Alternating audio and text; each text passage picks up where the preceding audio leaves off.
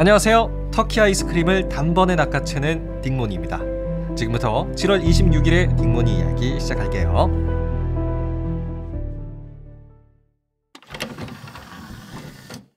자, 우리는 형제의 나라 튀르키예에 대해서 얼마나 알고 있을까요? 튀르키예, 그 인구는 약 9천만 명 정도 되고요. 나라의 크기는 한반도의 3배, 그리고 국민의 99%가 이슬람교를 믿고 있어요. 또 아시아와 유럽 모두에 속할 수 있는 몇 안 되는 나라 중에 하나이기도 하고요. 튀르키예 땅의 97%는 아시아에 들어가 있고요. 3%만이 유럽에 속해 있습니다. 자, 그렇다면 역사는 어떨까요? 오늘날 튀르키예 땅에서는 정말 많은 나라들이 탄생을 하고 또 멸망을 반복했어요. 우선 트로이 전쟁 기억하시나요? 트로이 목마가 등장을 했었던 전쟁이죠. 그런데 이 트로이 문명이 존재했던 땅은 프랑스나 영국, 이런 유럽의 나라가 아니고요. 튀르키예입니다. 그래서 오늘날에도 트로이 문명의 유적지를 보시기 위해서는 튀르키예에 가셔야 돼요. 자, 그리고 또 하나, 고대의 왕국입니다. 히타이트 왕국이라고 들어보셨나요? 이름은 조금 낯설 수 있으실 텐데요. 인류 역사상 또 따져보면 굉장히 중요한 나라예요. 왜냐하면 히타이트 왕국은 최초로 철 무기를 만들어서 전쟁에 사용한 국가이기 때문인데요. 정말 대단한 나라라고 볼 수가 있습니다. 그리고 이 히타이트도 튀르키예 땅을 본거지로 활동을 했고요. 그리고 시간이 흘러서는 튀르키예 땅이 로마 제국의 지배를 또 오랫동안 받아요. 그래서 이런 말이 있죠. 진짜 로마 제국의 그 유적을 보기 위해서는 그리스나 이탈리아 로마를 가야 되는 것이 아니라 튀르키예를 가야 한다.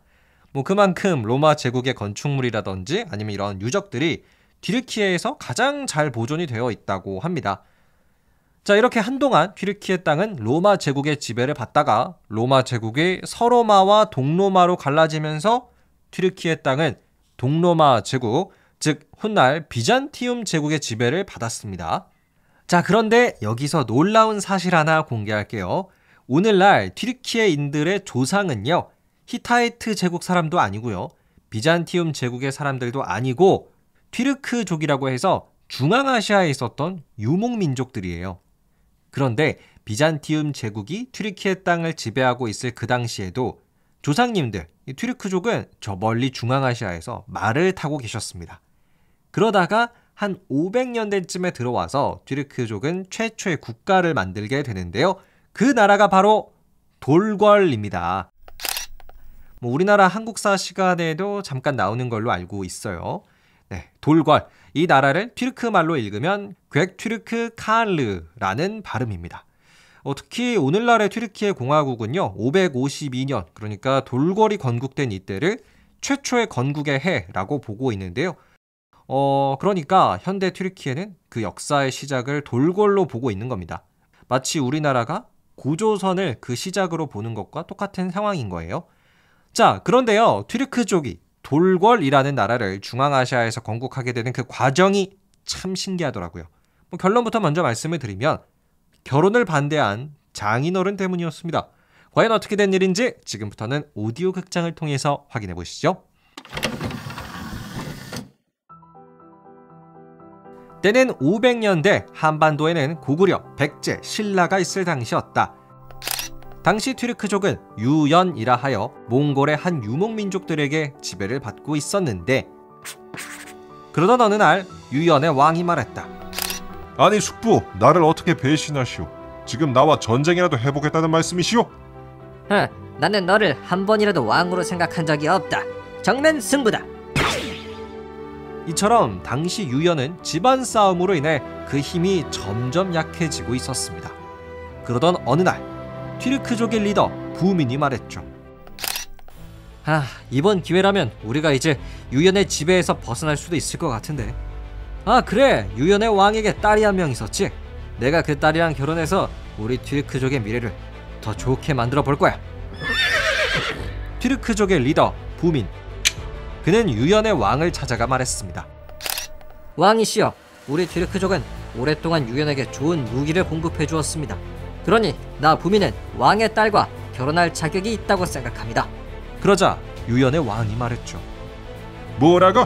아니 이 천박한 대장장이 놈이 어디 왕의 딸을 넘보느냐. 여봐라, 당장 저놈을 쫓아내라. 그렇습니다. 튀르크족의 리더 부미는 큰 수모를 겪었죠. 그리하여 부미는 흩어져 있던 튀르크족을 하나로 모았습니다. 여러분, 우리는 이제 힘을 합쳐서 우리의 나라 튀르크족의 나라를 세웁시다. 이후 튀르크족은 당시 중국 서위와 손을 잡고 유연을 공격했습니다. 그리하여 유연은 멸망했고요. 튀르크족을 무시하던 유연의 왕은 자살했습니다.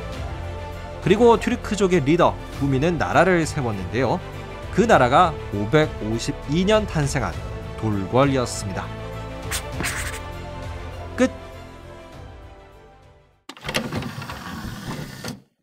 네, 오늘은 현재의 튀르키예 공화국 그 첫 번째 역사 552년 탄생한 돌궐이었는데요. 실제로 돌궐은요, 우리나라의 고구려와 한때 동맹 관계를 맺기도 했었어요.